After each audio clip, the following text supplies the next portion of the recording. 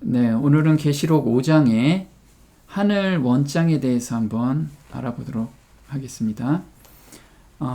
내 하늘 원장에는 무엇이라 써 있는가? 이거를 발견해야지만, 그리고 믿음의 눈으로 보아야지만 정말 앞으로 큰 환난에서 우리가 담대하게 그 환난을 통과할 수 있을 거라는 거예요. 자, 지난 시간에 하늘 원장이 무엇인지 잠깐 복습하고 한번 가보겠습니다. 계시록 5장 1절에 하늘 원장에 대해서 이렇게 이야기하고 있습니다. 내가 보매 보좌에 앉으신 이의 오른손에 책이 있으니 안팎으로 썼고 일곱인으로 봉하였더라. 네, 오른쪽에 책이 있는데 안팎으로 써 있대요. 이거는 지구 역사의 모든 사람의 기록, 그러니까 하나님을 믿는다라고 하는 사람의 기록들이 여기에 다 적혀 있어요.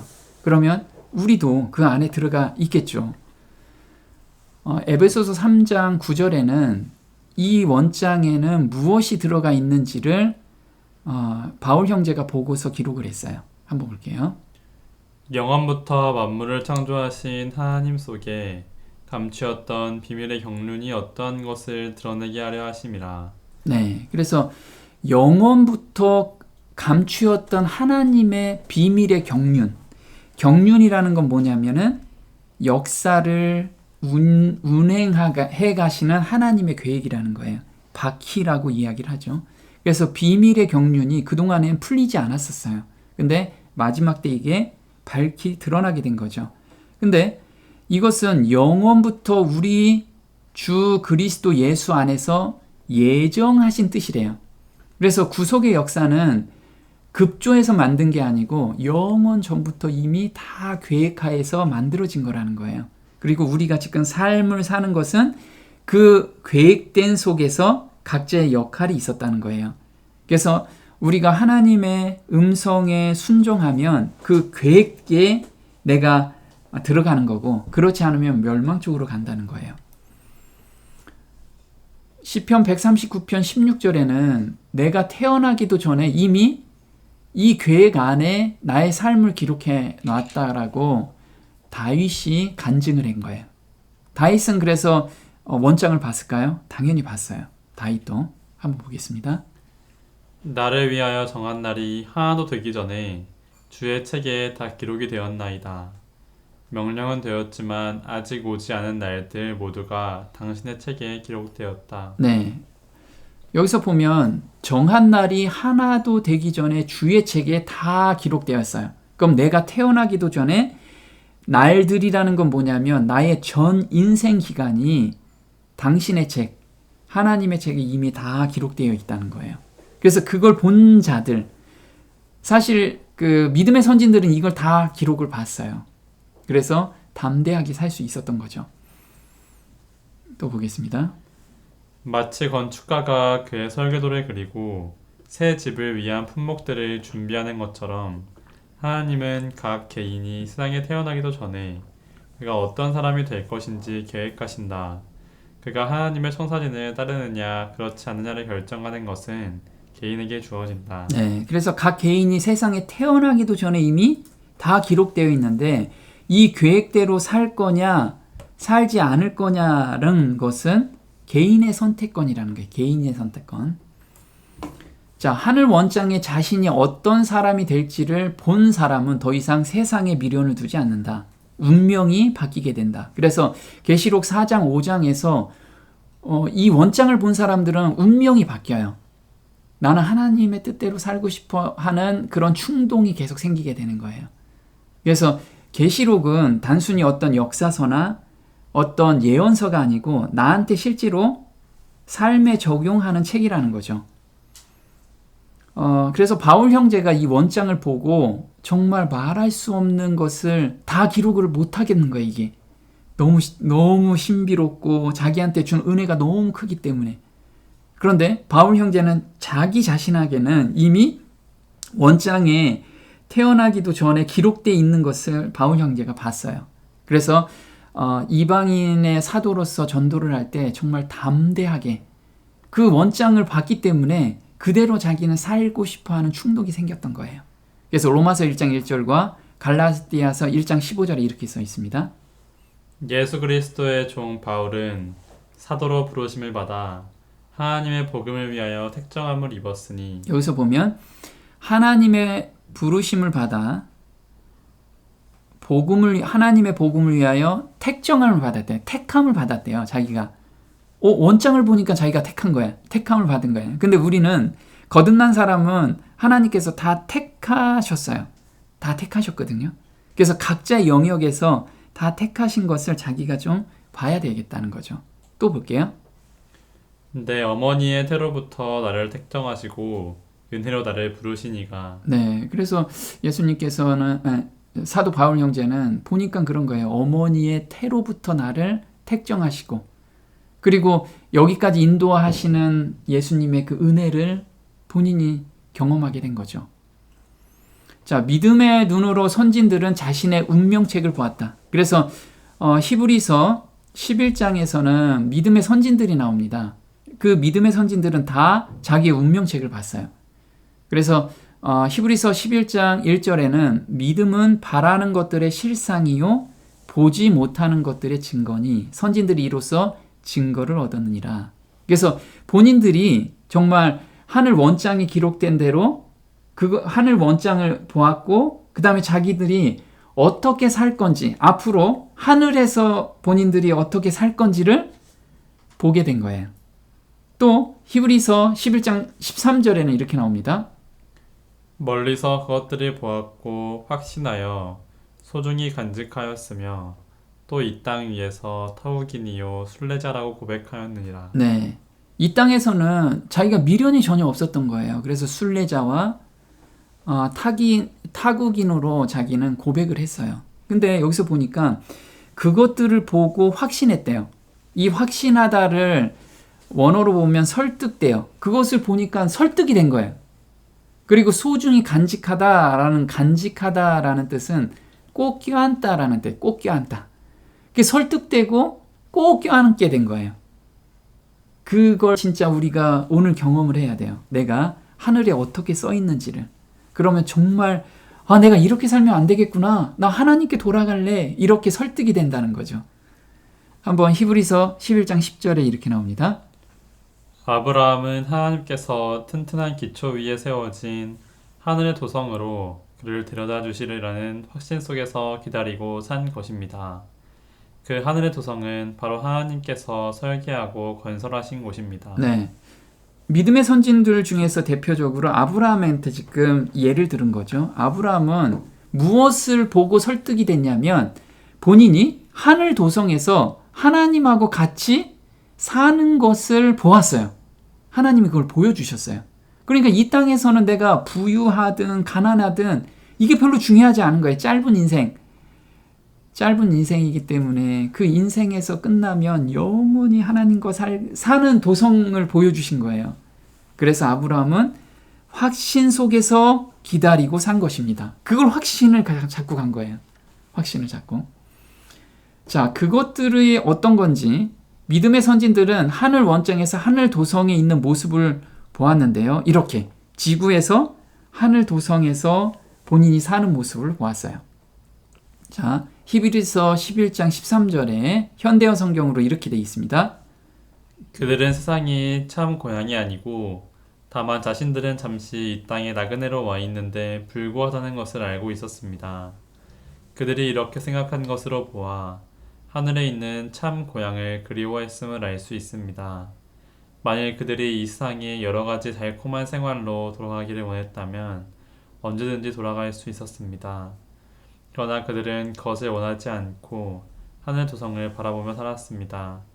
그래서 하나님 역시 그들의 하나님이라고 불리는 것을 수치로 여기지 않고 그들을 위해 하늘의 도성을 만들어 주셨습니다. 네, 그래서 지금 믿음의 선진들이 무엇을 봤냐면 하늘 도성을 한 번도 잊지를 않았다는 거예요. 그걸 보고서 마음이 설득이 됐어요.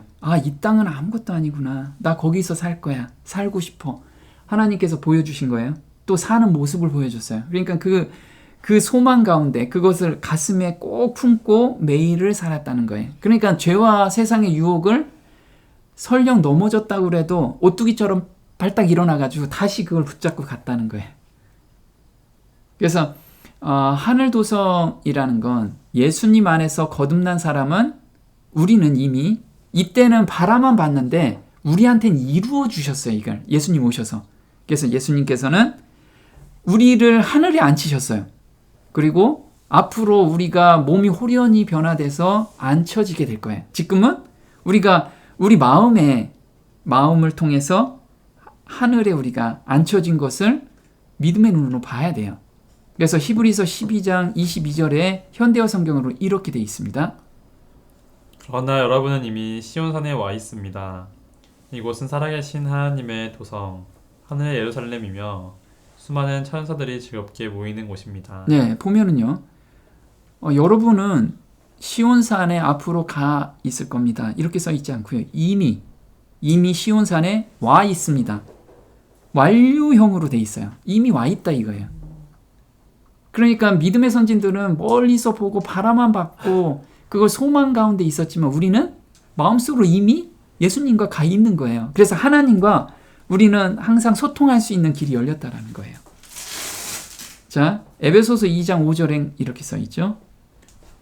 허물로 죽은 우리를 그리스도 예수 안에서 살리셨고 너희가 은혜로 구원을 얻은 것이라. 또 함께 일으키사 그리스도 예수 안에서 함께 하늘에 앉히시니. 네, 여기서 보면요. 또 우리랑 똑같이 이야기를 하고 있어요. 예수 안에서 살리셨고 라는 건 거듭남의 경험, 우리가 새 마음을 받는 경험 가운데 있는 자는 예수 안에서 함께 하늘에 앉히시니 이미 앉히셨다는 거예요. 우리가. 감사가 되죠. 믿음의 선진들은 그걸 바라만 보고 소망만 했는데 우리는 이미 앉혀있다라는 거예요. 그러면 믿음의 선진들도 본인들의 원장을 봤으니까 우리도 원장을 보면 되겠죠. 하나님께서 보여주십니다. 내 이름이 하늘 원장에 정말 기록됐을까? 이거부터 우리가 한번 보자는 거예요. 기록도 안 됐는데 기록된 걸 본다는 게 좀 이상하잖아요. 너희 이름이 하늘에 기록된 것을 기뻐하라 하시니라. 이게 누가복음 10장 20절이에요. 예수님께서 이 얘기를 하죠. 귀신을 쫓고 제자들한테 귀신을 쫓고 이적을 보여줘서 다시 돌아왔을 때 예수님께서 하신 말씀이에요. 그 이적과 기적은 그게 그렇게 중요한 거 아니다. 너희 이름이 하늘에 기록된 것이 더 중요한 거다. 이게 가장 중요한 거다. 이렇게 이야기를 하고 계신 거예요. 그래서 계시록 3장 5절에는 이기는 자는 이렇게 나와요. 이기는 자는 한번 볼게요. 이기는 자는 이와 같이 흰 옷을 입을 것이요 내가 그 이름을 생명책에서 반드시 흐리지 아니하고 그 이름을 내 아버지 앞과 그 천사들 앞에서 시인하리라. 여기서 보면요. 이기는 자, 우리가 죄와 세상에서 이기는 경험을 하는 자죠. 그 자는 흰 옷을 입을 것이요. 흰 옷은 우리가 예수님의 의를 받을 때 흰 옷을 입는 거라고 이야기를 해요. 그러면 흰 옷을 한 번이라도 입은 자는 그 이름을 생명책에서 기록되어 있다는 게 생명책에. 그래서 반드시 흐리지 않는다는 거예요. 그 믿음을 계속해서 붙들고 가는 자는 생명책에 기록된 것을 흐리다 하는 거 지우는 거잖아요. 지우지 않겠다라는 거예요. 또 이렇게 나옵니다. 여러 권의 책이 그분 앞에 있었고 각 책의 표지는 금글씨로 새겨 있었는데 그것은 불꽃으로 타는 듯이 보였다.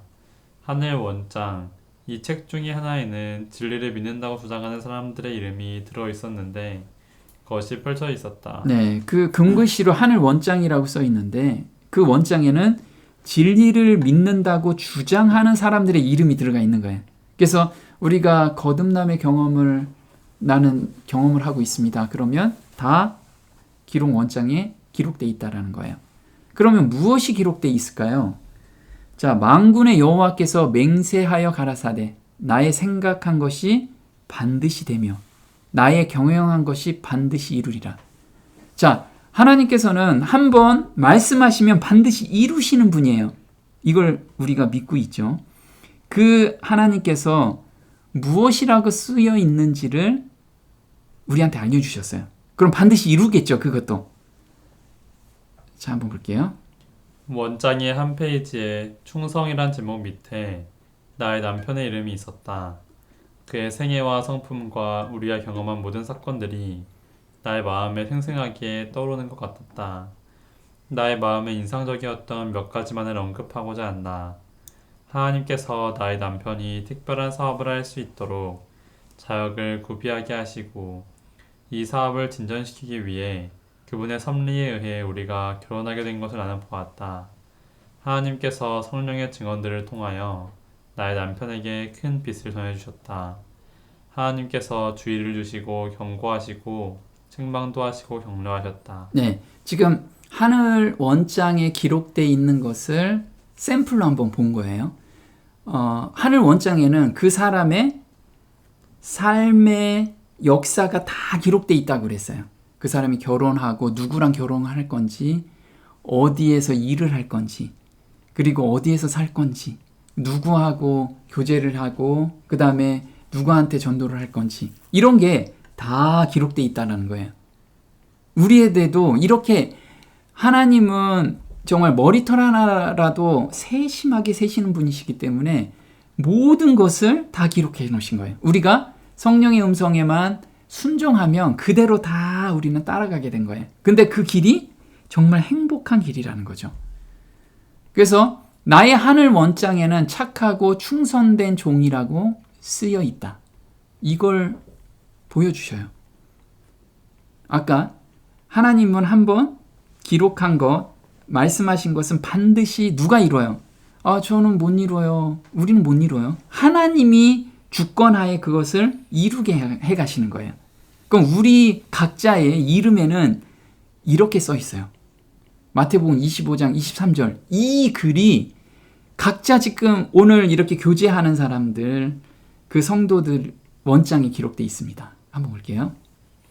그 주인이 이르되 잘하였도다 착하고 충성된 종아 내가 작은 일에 충성하였음에 내가 많은 것으로 내게 맡기리니 내 주인의 즐거움에 참여할지어다. 네, 하나님께서 어디까지 인도하신다고요? 여기까지 우리를 인도해 가신대요. 이건 우리한테 주신 약속이에요. 그래서 우리는 지금 힘들고 어렵고 또는 어떤 유혹 가운데 또는 굉장히 힘든 가운데 있다고 한다면 지금 착하고 충성된 종으로 만드시는 과정이라는 거예요. 그거 다 기록책에 우리가 기록돼 있어요. 그래서 충성된 종이 될 때까지 하나님의 주권으로 인도하신다는 약속을 믿는 것이 의라는 거예요. 우리는 그 약속을 하나님께서 해주시는구나. 하나님 감사합니다. 제가 하나님 말씀에 순종할 수 있게끔 제가 헌신으로 이 의심하는 마음 또 반대되는 마음을 모두 드리겠습니다. 하나님께서 인도하신다니 저는 그거 믿고 갑니다. 가야 돼요. 한번 보겠습니다. 이 하나님은 영영이 우리 하나님이시니 우리를 죽을 때까지 인도하시리로다. 예, 시편 48편 14절입니다. 우리가 언제까지요? 죽을 때까지 인도하신대요. 하나님께서. 하나님의 주권에 이건 달려있는 거죠. 또 예레미야서 10장 23절에 이렇게 나옵니다. 여호와여 내가 알거니와 인생의 길이 자기에게 있지 아니하니 걸음을 지도함이 걷는 자에게 있지 아니하니이다. 네, 인생의 길, 우리의 길이 저희한테 있는 게 아니에요. 하나님께 있다라는 거예요. 하나님께서 그 걸음을 지도하는 분이 있다는 거죠. 그걸 우리가 잊지 말라는 거예요. 자, 사무엘상 7장 12절에 또 이렇게 나옵니다. 여호와께서 여기까지 우리를 도우셨다 하고 그 이름을 에벤에셀이라 하니라. 네, 지금 사무엘이 전쟁에서 이기고 기념탑을 세운 거예요. 기념탑을. 그래서 돌아보니까 여호와께서 우리를 여기까지 인도하셨다. 우리는 지금까지 살아온 걸 돌아보면 하나님께서 우리를 여기까지 인도하셨죠. 다 인도하신 것을 보게 됩니다. 그러면 앞으로도 인도해 가실 걸 우리는 믿음의 눈으로 볼 수가 있어요. 그래서 사무엘은 여기서 기념탑을 세웠는데 이게 에벤에셀이라고 해요. 도움의 도울이라고 이야기했습니다. 그래서 우리는 매 순간이나 어떤 기점에 하나님께서 크게 도우신 것들이 있습니다. 기억이 나는 것들이 있죠. 이렇게 한 번씩 돌아보는 건 굉장히 필요한 거죠. 자, 한번 보겠습니다. 하나님께서 우리의 경험 가운데서 우리에게 행하신 귀한 이야기를 표현하는 문자들로 새겨진 우리의 기념비적 기둥들은 어디에 세워져 있는가? 과거를 돌아볼 때 우리는 새로운 시련과 증가되는 당혹, 고통, 궁핍, 사별까지라도를 내다볼 수 있지만 실망하지 않고 과거를 돌아보며 나는 내 영혼을 지키는 것을 성실한 창조주이신 그분께 맡길 것이다. 그분께서 내가 그분께 맡긴 것을 그날까지 지키실 것이다. 내 사는 날을 따라서 능력이 있으리로다 라고 말할 수 있지 않겠는가. 네. 그래서 우리가 정말 과거를 돌아보면 기념비적인 사건들이 쭉 우리가 기억에 남을 거예요. 그거를 우리가 다시 한번 돌아보라는 거예요. 돌아보면 앞으로 우리한테 다가올 고통, 궁핍, 또 사별까지라도 넉넉히 이길 수 있는 하나님께서 그것도 다 계획 안에 있었다라는 것을 알고서 감사함으로 받게 될 거라는 거죠. 그래서 우리는 미래도 과거를 우리 이렇게 인도하셨기 때문에 미래도 맡길 수 있다는 거예요. 담대하게 감사함으로 맡길 수 있다는 거예요. 그래서 우리 원장에는 뭐가 써 있다고요? 충성된 종아, 착하고 충성된 종이라고 기록 딱 돼 있을 거예요. 자, 이 기록장을 보면 찬송이 나올까요? 네, 오늘의 삶 속에서 정말 제가 이 기록에 남아있다라고 기록돼 있다라고 생각하면서 제가 1시간 동안 산에서 이걸 묵상을 하고 명상을 했는데 정말 감사가 되더라고요. 그러면서 우리 조금 있다가 이제 천군 천사들이 하나님께 이 기쁜 마음으로 막 찬양을 올려요.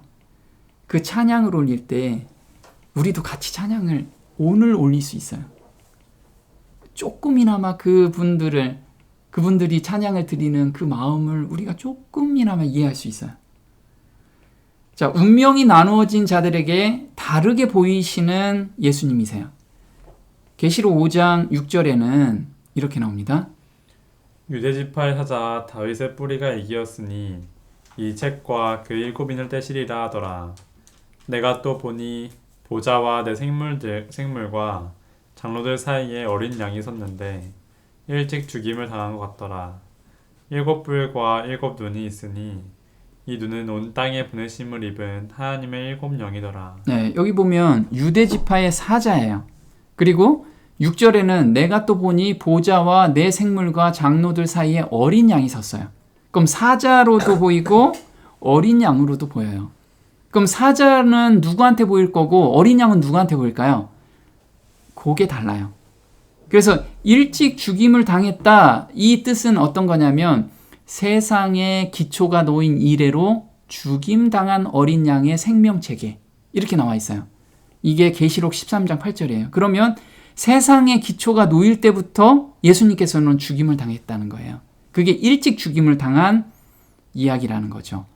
자, 그럼 사자로 보이는 것은 누구냐면 말씀에 순종하지 않은 자는 사자로 나타나고요. 말씀에 순종한 자는 어린 양으로 나타나게 돼 있어요. 한번 보겠습니다. 구주께서는 요한에게 유다지파의 사자요 죽임을 당한 어린 양의 상징으로 나타내셨다. 이 상징들은 전능의 능력과 자아희생에서 오는 사랑의 결합을 나타낸다. 당신의 은혜를 거절하는 자들에게는 매우 무서운 유다의 사자가, 순종하고 충실한 자들에게는 하나님의 어린 양이 되실 것이다. 네, 그래서 이렇게 각각 보인다는 거죠. 우리는 어린 양으로 보여야 돼요. 어린 양으로. 우리 죄를 대신해서 돌아가신, 그리고 그 의를 저희한테 입혀주신 그 어린 양. 그 어린 양을 오늘 경험을 하면 앞으로 예수님이 재림하실 때 그 어린 양으로서 우리가 만날 수 있다는 거죠. 여기서 7눈이라는 건 성령을 나타나시는데요. 성령님께서는 언제부터 활동을 하셨을까요? 창조 전부터 성령 하나님께서는 활동을 하셨어요. 그런데 죄를 짓고 나서 우리 마음의 양심으로 계속해서 활동을 하기 시작하신 거예요. 그래서 성령께서는 구속 사업이 시작된 바로 그때부터 그분은 사람들의 마음을 감동시켜 오셨다. 그래서 구속 사업이 언제부터 시작했어요? 아담과 하와가 선악과를 따먹고 그때부터 이제 성령 하나님께서 우리 마음에 이제 시작하신 거죠. 감동을 주시기 시작한 거예요. 그래서 창세기 3장 15절에 너로 여자와 원수가 되게 하고 이 원수가 적의를 둔다. 그래서 사단이 마음을 이제 사로잡아서 갔잖아요. 거기에서 그거와 대적하는 마음이 바로 성령 하나님께서 하시는 일이었다는 거죠. 스가랴서 4장에는 이렇게 나옵니다. 이는 힘으로 되지 아니하며 능으로 되지 아니하고 오직 나의 신으로 되느니라. 이 일곱은 온 세상에 두루 행하는 여호와의 눈이라. 네. 자, 이 일곱 눈은 우리가 성령 하나님이라고 이야기를 합니다. 그럼 성령 하나님께서는 온 세상을 두루 행하고 그리고 도울 자는 돕는. 그러면 일곱이라는 것은 뭐냐면 눈이 7개다. 그것만 극한된 게 아니고 일곱은 완전수라는 거예요. 완전히 충만한 성령 하나님께서 이 땅에서 계획을 지금 실행하고 계시다는 거죠. 스가랴 4장은 이 마지막 시대에 주의 사업에 종사하는 사람들에게 주는 격려의 말씀으로 가득 차 있다. 그래서 저희가 스가랴서도 한번 공부를 해봐야 돼요. 이 스가랴서는 정말 우리가 마지막 때 성품이 변화되는데 사단이 얼마나 방해를 하고 또 하나님께서 얼마나 크게 역사하는지가 쫙 기록되어 있는 책이에요. 그래서 이것도 한번 나중에 공부해 보도록 할 겁니다. 그 다음 한번 보겠습니다. 스가랴 4장은 이 마지막 시대에 주의 사업에 종사하는 사람에게 주시는 격려의 말씀으로 가득 차 있다. 하나님의 전의 회복과 건축을 방해하기 위하여 생겼던 그 어려움들과 꼭 같은 난관들, 곧 스룹바벨 앞에 나타났던 곤란의 큰 산들을 오늘날 하나님과 그분의 사업에 충성하는 사람이면 누구나 다 만날 것이다. 주께서 모든 사람의 영혼을 주의 능력으로 강하게 하신다. 그가 우리로 하여금 그분을 쳐다보게 하시고 그분께로부터 우리의 나아갈 방향을 알게 하신다. 네, 그래서 스가랴서는 정말 마지막 백성들이 꼭 연구해 봐야 될 책이에요. 꼭 연구해 봐야 될 책. 그래서 지금 스가랴서는 성전 재건에 대해서 사단이 얼마나 방해하고 거기에서 하나님의 역사가 쭉 일어나는 것을 보여주는데 이게 오늘날 우리도 마찬가지라는 거예요. 우리가 성전 재건이 너희 마음이 하나님의 영이 거하시는 줄 알지 못하느냐. 그래서 우리가 예수님의 성품으로 닮아갈 때 얼마나 사탄이 방해를 하는지 너희들은 인식해야 된다. 그걸 항상 주지하면서 오늘을 걸어가야 된다. 이걸 우리한테 보여주고 있어요. 그런데 그것을 온전히 이길 수 있는 분이 하나님이시라는 것도 우리가 알아야 된다는 거죠. 그래서 그런 유혹이나 죄된 마음이 들 때 이걸 내가 싸우려고 하지 말고 온전히 승리하시는 예수님께 이걸 온전히 맡기라는 거예요. 그 가운데 우리가 오늘을 걸어가라는 거죠. 자, 7뿔입니다. 이 뿔은 힘과 권세의 충만 또는 전능함을 나타내요. 그래서 이 권세, 이게 민수기 23장 22절에는 하나님이 그들을 애굽에서 인도하여 내셨으니 그의 힘이 들소와 같도다. 그래서 뿔은 하나님의 능력, 전능함을 나타내요. 그래서 이 세상을 주관하시는 분이 하나님이시라는 것을 우리가 꼭 기억하라는 거죠. 자, 책 속에 산자와 죽은 자의 운명이 모두 기록되어 있다. 한번 마태복음 27장 17절에 이렇게 나옵니다. 저희가 모였을 때에 빌라도가 물어가로되 너희는 내가 누구를 너희에게 놓아주기를 원하느냐 바라바냐 그리스도라 하는 예수냐 하니 총독이 대답하여 가로되 둘 중에 누구를 너희에게 놓아주기를 원하느냐 가로되 바라바로소이다. 네, 이때 지금 예수님을 심판하는 그 심판장이죠. 거기에서 이 기록이 어디에 써 있냐면 바로 이 원장에 써 있어요. 한번 볼게요. 유대 지도자들은 저희가 원하는 것을 선택하였다. 그들의 결정이 하늘책에 기록되었는데 요한은 이 책이 보좌에 앉으신 자의 수중에 있는 것을 보았고 아무 사람도 펼 수 없는 것을 보았다. 이 결정은 이 책을 유다 지파의 사자가 개봉할 때에 그들 앞에 밝히 드러날 것이다. 네, 여기서 지금 이때 재판에 참여했던 총독이나 아니면은 바리새인들이나 대제사장들 여기는 다 기록돼 있죠. 어떻게 살고 어떻게 죽을 건지를 이렇게 그 유다 지파 사자가 개봉할 때 그것이 딱 펼쳐진다는 거예요. 하나님께서는 식별해 낼 수 있는 통로를 통하여 적극적인 교통을 하고 계시다는 거예요. 하나님의 보좌와 지구가 있는데 우린 눈에는 보이지 않지만 소통 공간이 이렇게 있다는 거예요. 우주에 소통 공간이. 자, 계시록 5장 11절에는 내가 또 보고 들음에 보좌와 생물들과 장로들을 둘러선 많은 천사의 음성이 있으니 그 수가 만만이요 천천이라. 그래서 천사들이 하나님 주변에 꽉 찼어요. 근데 이 천사들이 그 주변에만 딱 있느냐? 그렇지 않다 이거죠. 소통을 하게 만들고 계시는 거예요. 이 천사들이 우리 지구를 오가고 있다라는 것을 우리로 보여주셨어요. 한번 볼게요. 높고 거룩한 곳에 계신 하나님께서는 무위한 상태에서 침묵과 고독 속에 계시는 것이 아니라 천천만만의 거룩한 천사들에 둘러 계시며 이들 모두가 다 하나님의 뜻을 수행하려고 기다리고 있음을 성경은 보여준다. 우리가 식별해낼 수 없는 통로를 통하여 하나님께서는 당신의 지배 아래 있는 온 우주의 각 지역과 적극적인 교통을 하고 계신다.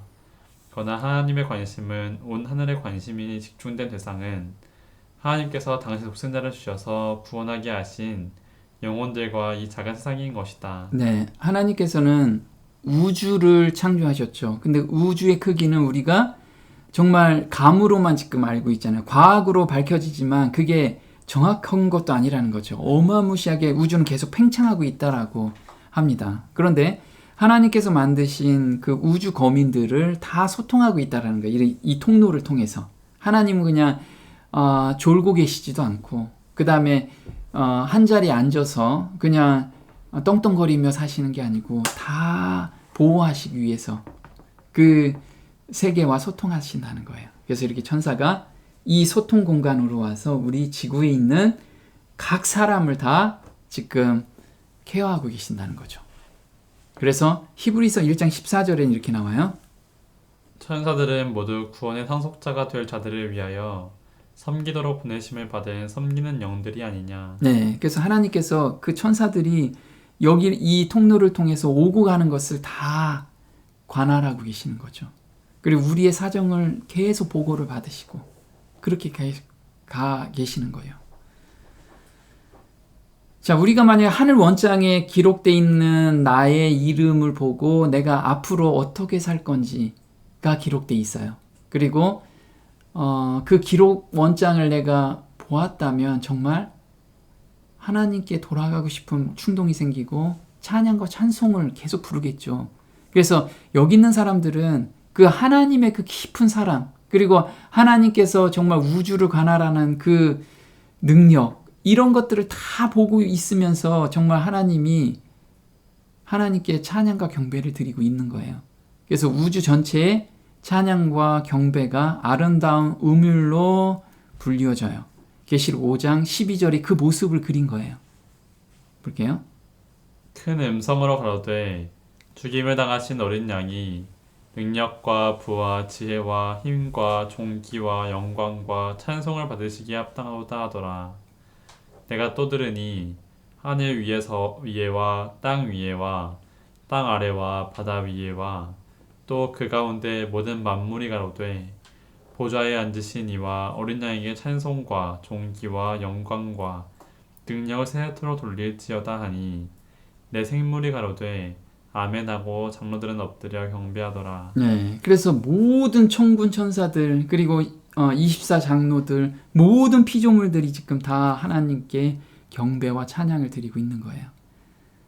보겠습니다. 4장과 5장에 묘사된 상징적인 장면들은 대장투에서 어떤 점에 관하여 말하는가? 그리스도가 승천한 후 하나님의 우편에 앉았을 때 천사들이 불렀다. 네, 이 찬양과 찬송은 언제 먼저 불렀냐면 승천 후에 하나님 우편에 앉아 계셨을 때 그때 찬양과 찬송을 막 불렀어요. 또 한 번은 이 노래는 새 땅이 세워질 때 성도들이 그리고 구속받은 자들과 천사들이 영원히 부를 것이다. 네, 두 번째는 새 하늘과 새 땅에서 우리 구속받은 성도들이 정말 하나님의 은혜에 또 하나님의 사랑에 감동이 돼서 계속 찬양과 찬송을 부를 거예요.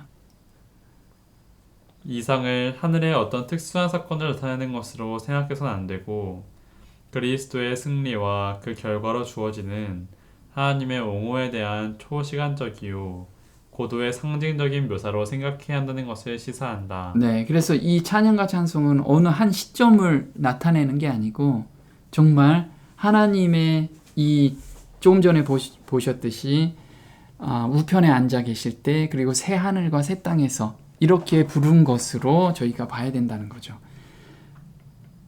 자, 우리가 보면 핸델의 할렐루야가 있어요. 할렐루야.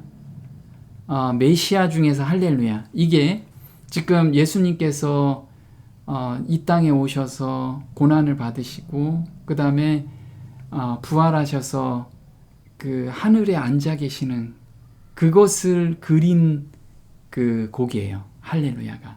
그래서 하늘에서는 이거보다 훨씬 더 아름다운 찬양과 찬송을 부르지만 이 곡에서 그게 우리가 조금이나마 느낄 수 있다는 거예요. 그래서 우리가 잠깐 한번 들어보겠습니다.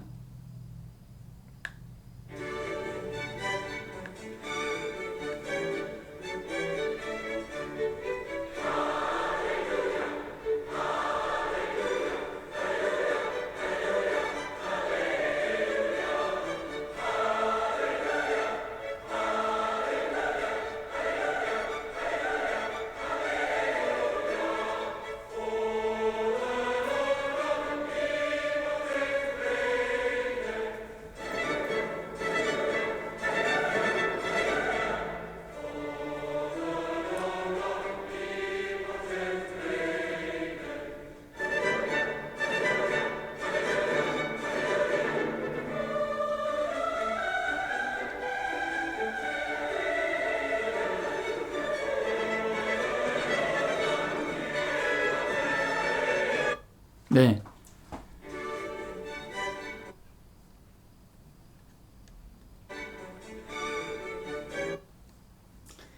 네. 이게 이제 핸델이 핸델이 이걸 완성을 했는데,